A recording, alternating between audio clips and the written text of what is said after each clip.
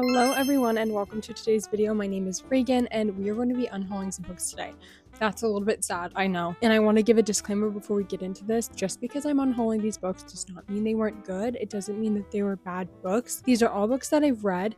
These are just books that I didn't have space for on my shelves, and some books had to go. Like, there was no way I could keep every book that I was currently housing on my shelves. So these ones just unfortunately didn't make the cut. Now that doesn't mean they're bad. Take all of this with a grain of salt. I would still say some of these are worth reading, and I'm going to be donating all of these to little free libraries within my area. So they're going to good new homes. I just can't keep them here because I don't have enough space. We're going to be going through the stack of 30 plus books that I have to unhaul today, and I'm going to tell you each book and kind of a little bit about why I'm unhauling each of these books. This is going to be a pretty quick rapid fire unhaul. I would say I just like to document my unhauls because I think they're interesting. I like to see what books people are getting rid of and why. And these are in no particular order. I'm just going to pull from the top of this pile until we get down to the bottom of this pile. First up, we have Deal with the Elf King by Elise Kova. This is a book that I read this past year in December, and I think I rated it like a 2.5 stars, so not a bad rating for me. It just kind of was meh in terms of fantasy. I think what the problem was with this book for me is that I didn't feel like the fantasy aspect picked up enough for the romance. There has to be a balance in fantasy romance. There has to still be some fantasy that makes sense, and I feel like this one just didn't make sense. I love the cover. I bought this secondhand and I was really hoping to love it because I've seen a lot of people love Elise Kova, but it just didn't have enough of that fantasy world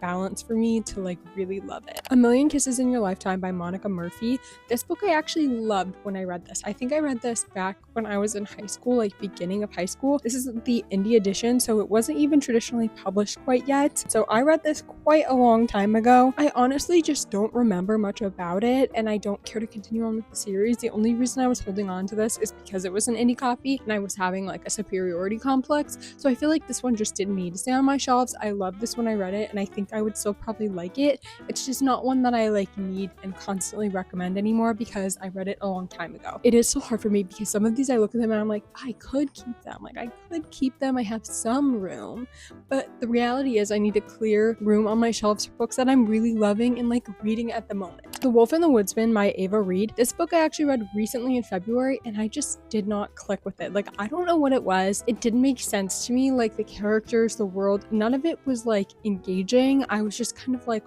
what is going on? And I really wanted to love it because this is a beautiful special edition that I got for my birthday. It really is like stunning, and it makes me so sad to have to get rid of this. I just didn't enjoy it, and with this stunning beautiful edition, someone else is going to love this book and want it on their shelves. And so I feel like if I found this in a little free library, I would be elated, and I want to give that to someone else. Next, we have Alchemy of Secrets by Stephanie Garber. I cannot believe that I'm unhauling a Stephanie Garber book because Stephanie Garber is one of my favorite authors probably ever. I love the Caraval series. It's so nostalgic for me. I read it, I think, probably in middle school and absolutely loved it. I was like there at Barnes & Noble on the day that finale came out. And so when I heard she was coming out with an adult book, an adult fantasy, I was like, oh my god. Unfortunately, I didn't like this one. Like, it was okay. It entertained me enough to where I like got through it, but I don't really care to see where the rest of the story goes. I didn't really enjoy the characters. A lot of it was just not up my alley, and so I don't feel like I need to hold on to this book if I didn't really enjoy it and I'm not reading the rest of the books in the series. At First Bite by Olivia Dade. This is another one that I think I read in February or maybe April of this year, so very recent. It was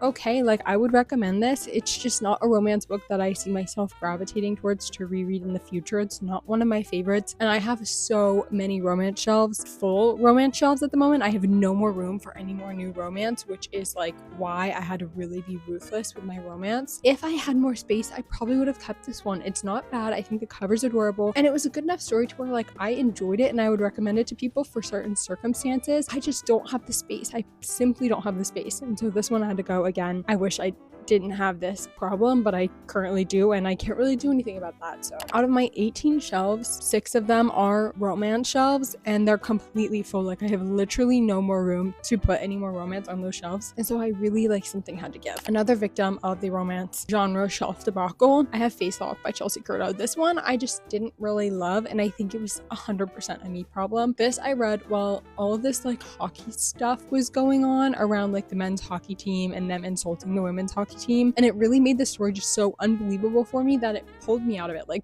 it was no fault of this book. I'm sure if I had read it at a different time, it would have been different, but like it literally, I kept rolling my eyes at the book because I was like, this would never happen. And I know that all of the fantasy books that I read, that is the same case. Yes, I know it's a little bit hypocritical, but like during the drama of all this hockey stuff, I just could not get myself to root for the characters because I was like, this is so unrealistic. And it's a little bit different because in a romance, stuff has to be semi-realistic. Not completely, but semi. In a fantasy book, it's just like out the window completely reality because it's fantasy. But this is like a fiction, contemporary fiction that is set in our world. So I was like, in the year of 2022, there would not be a female hockey player in the NHL.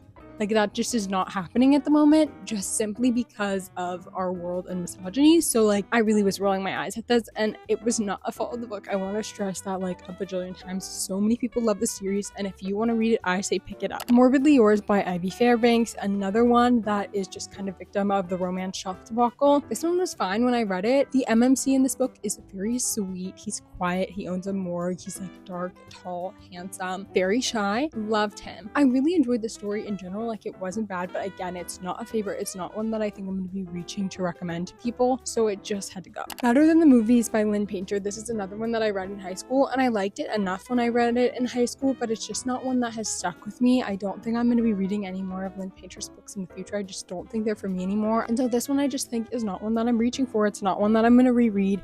It's not one that I'm recommending to people. It's not one that I'm loaning out to my friends. So again, it just has to go. I don't have any more space. How many times am I going to say it? Probably a bajillion more, because I have more romance books that have just been a victim of circumstance. The Predator by Runix. This is another one that I just didn't really love. I wouldn't say it was bad, it just wasn't for me. I just did not expect to be so unconnected to the characters because so many people love this series, love this MMC like top book boyfriend for them, and I just didn't feel it. Like, I could not feel the chemistry between our two characters. And I know that there's another book in this series with this couple, but I just had no interest, and I currently have no interest in reading on. So why would I keep the first book if I'm not going to read the rest of the series? An Absolutely Remarkable Thing by Hank Green. This is actually a sci-fi, and when I read it, I really enjoyed it. This is another one that I'm not reaching for to recommend to people. It was fine. There's more books in this series, and I'm not continuing on with this, and I think it could just go to a better home. I just remember when reading it, I felt a little bit disconnected from the plot, from the characters, from the whole thing. Like, I felt like I was reading a book versus like when you're reading a book and you feel like you're in the story, you're so connected. I felt like I was reading words on paper, and that didn't make it bad. I think it was a very compositionally good book. I just didn't really connect, and therefore only have like, yeah, it was good memories about it, rather than like, oh my god, I loved it. Heart for Christmas by Sophie Jomain. I'm still debating if I'm actually going to be putting this in a little free library. Maybe I'll save it and put it in like towards Christmas, because this is a YA romance. To be quite honest, this one I didn't think is a good book. I would like go as far as to tell you to not read this book, unfortunately. And I hate to ever say like, don't read this, but this was just like categorically not very good to me. I think it needed an editor. In terms of like, I don't even know, just like sentence composition, it was just very poorly written. It's one thing for me to say that. My sister, who generally reads books for fun, isn't very critical of books. She pretty much likes everything she reads, and not like in a bad way. She just picks up a book and she's like, yeah, that was good, and then she keeps going. So like, she read this, DNF'd it. Unheard of for her. She was like, I'd say probably 90% of the way through, DNF'd it on our trip to New York. Like, literally gave it up because she was like, this is actually written very badly. And I was like, I agree with you. I've never heard you say that about a book. So unfortunately, I'd say just don't read this. Like, the concept was fun, but make your own advent calendar. Make your own, because this was not worth the money that it cost to read it. And then also, you rip the pages, and like sometimes the pages get ripped. Like, if you're gonna do one, buy a letter opener, because you'll rip the pages. And then I got pissed off because I was ripping the pages. So maybe I'll put this in a little free library. Like, I might put it in a little free library when it gets closer to Christmas, just for like the joy and the cheer of it all. But I don't know what to do, because I've opened it already. Next, we have The Graham Effect by Elle Kennedy. I think that this is unhauled because like, I don't think I'm going to continue on with this series where it's, what's the series called? It's like an off-campus novel, but it's like the series that follows their kids. I just don't really care. To be quite honest, I don't care. I read the first one. I even think I read the second one, or a part of it. I just don't care to read the rest of the series. I don't think I'm going to be reading more of Elle Kennedy's books in the future. I think it was of my past. Like, I had such a good time when I read them in the past. I don't know that I need to continue. Maybe if they like do the show for these people, then maybe I'll do it, but like, I don't know that I care enough to read them. Heavenly Bodies by Amani Iro. This is one that I read and it was like okay. I wouldn't say it was bad. I just didn't connect to the characters. It was a fantasy that I was like, okay, I read it. I don't really want to read on for the rest of the series. It didn't wow me. It felt very tropey. It felt very like, I don't know.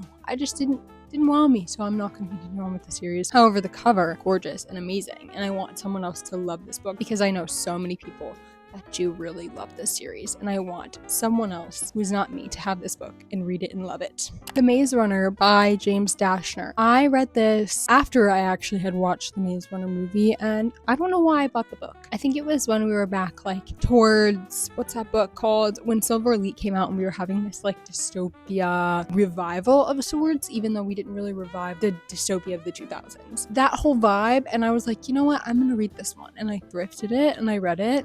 And it was good, but like, I don't love the book. I love the movie, so why would I keep the book? Next, I have 2 J.K. Rowling books. We have The Crimes of Grindelwald, the original screenplay, and then also The Fantastic Beasts, the original screenplay. These I'm getting rid of because like, I don't read them. I reread my Harry Potter books quite often because they're the Harry Potter books that were passed down from my mom. And so these, I went out and bought myself, like I thrifted these, and like, they're just not my favorites. They have no nostalgic value to me. I keep my Harry Potter books because, you know, it's one of the nostalgic series of my childhood, and those are also books that have been passed down in my family. I don't have any reason, so I'm gonna get rid of them. We have the Inheritance Games trilogy, all 3 books. The Inheritance Games, The Hawthorne Legacy, and The Final Gambit, all by Jennifer Lynn Barnes, and I'm getting rid of all 3 of these. They were fun when I read them. I have no memory of this series. I have the other series by Jennifer Lynn Barnes, The Naturals. I love that series to death. I love it down. This one I just don't care as much about. The first one was good. The second 2, I was just like, meh.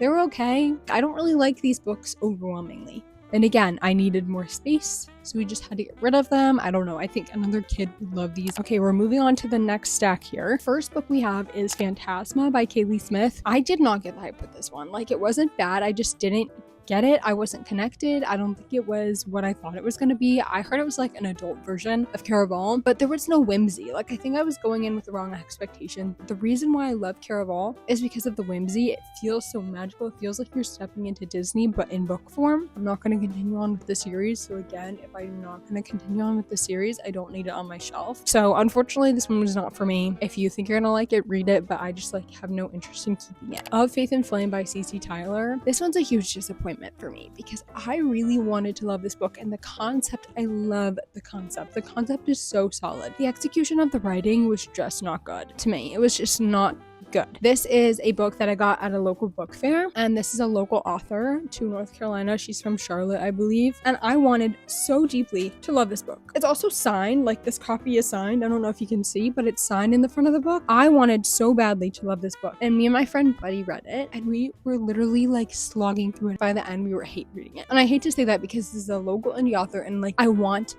so badly to love this book.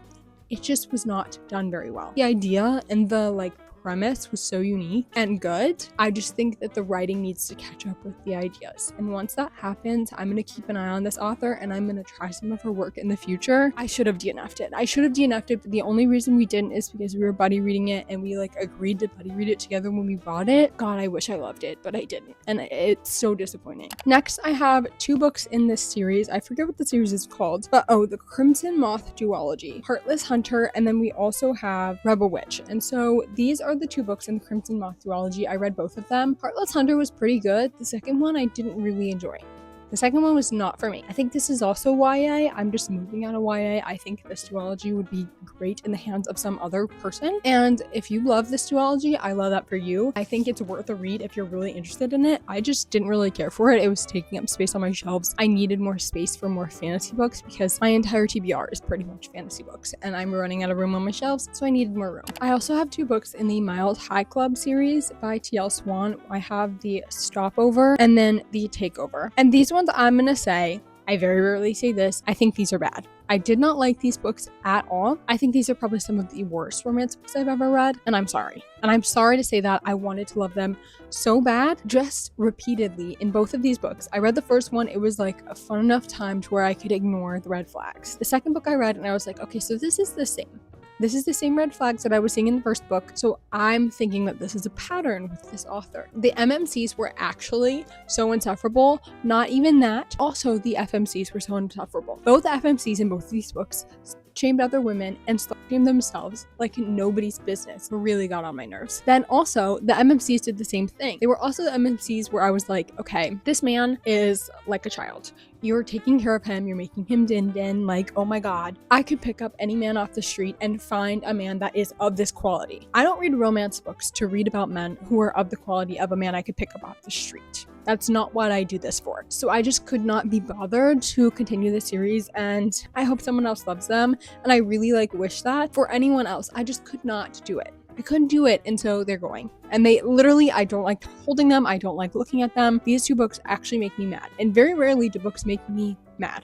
I think I'm pretty calm across the board, and normally it's like, yeah, it was okay. There was redeemable things. I couldn't find a redeemable thing about those books. I don't know what that says about me, but it gets me angry. Female Fantasy by Amani Hariri Kai. This is another one where the premise is so solid. So solid.